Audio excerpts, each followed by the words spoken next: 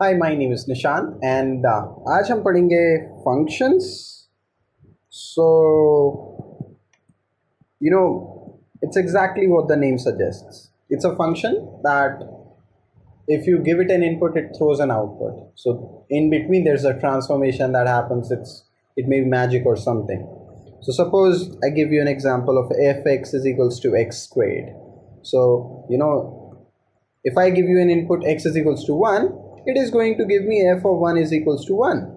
Or x is equals to 2 will give me f of 2 is equals to 4. X is equals to 5 is going to give me f of 5 is equals to 25. Right?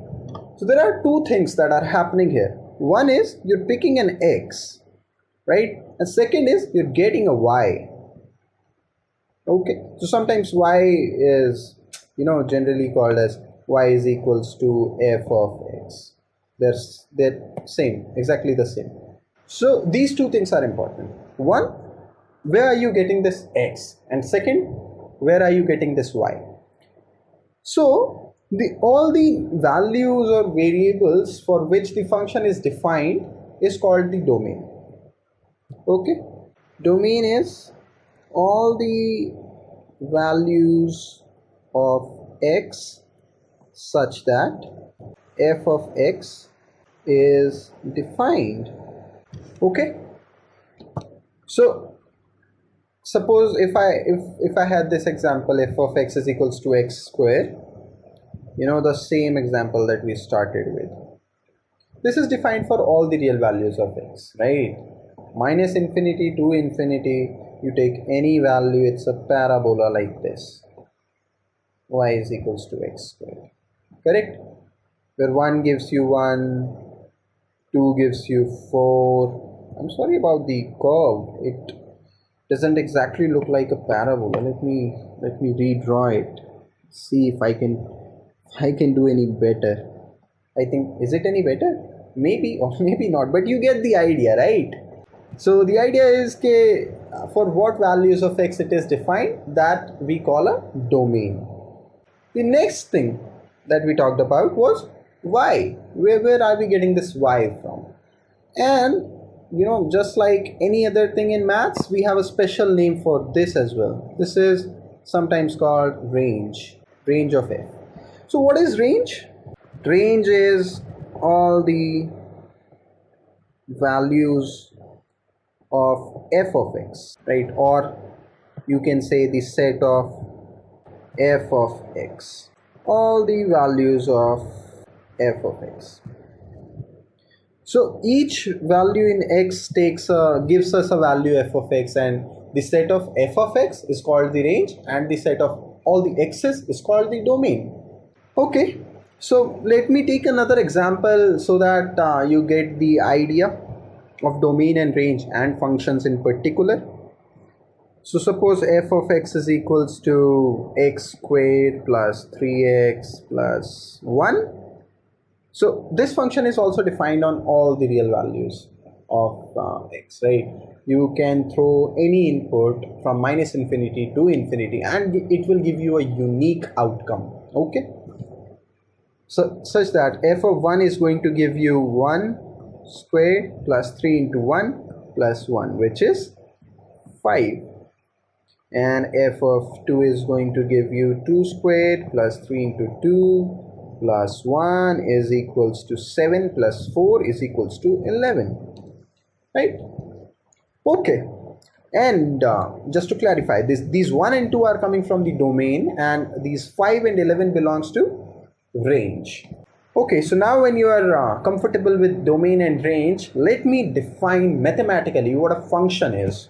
So a function on a real variable x in domain D f is a rule that assigns a unique value to each x in domain. Okay, so as the definition suggests, that it picks a value from the domain x and it gives you an output which is f of x in the range.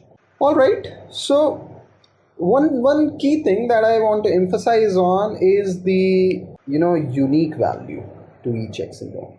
This is important because I don't want you to get confused between, are we talking about the unique value in the domain, or are we talking about the unique value in the range? So let me describe it with an example. Suppose f of x is equals to 1.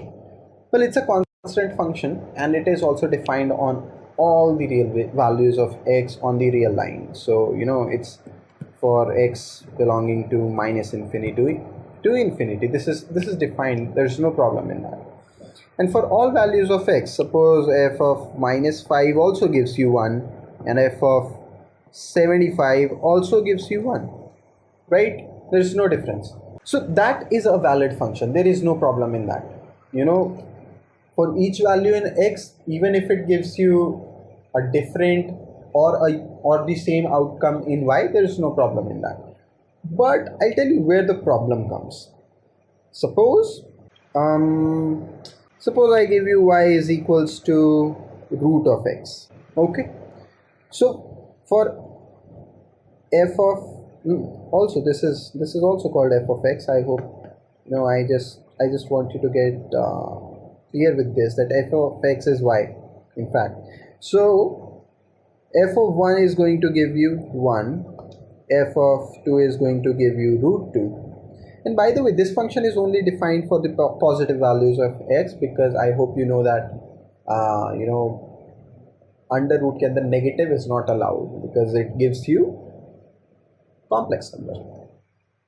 So this is defined for x belongs to 0 to infinity, and f of 4 is going to give you 2, and so on. But what if I change the function a little bit to y is equals to plus minus root x? Well, now there is a problem because it is not assigning unique value to each x in D, because for x is equals to 1, y is equals to plus 1, and y is equals to minus 1.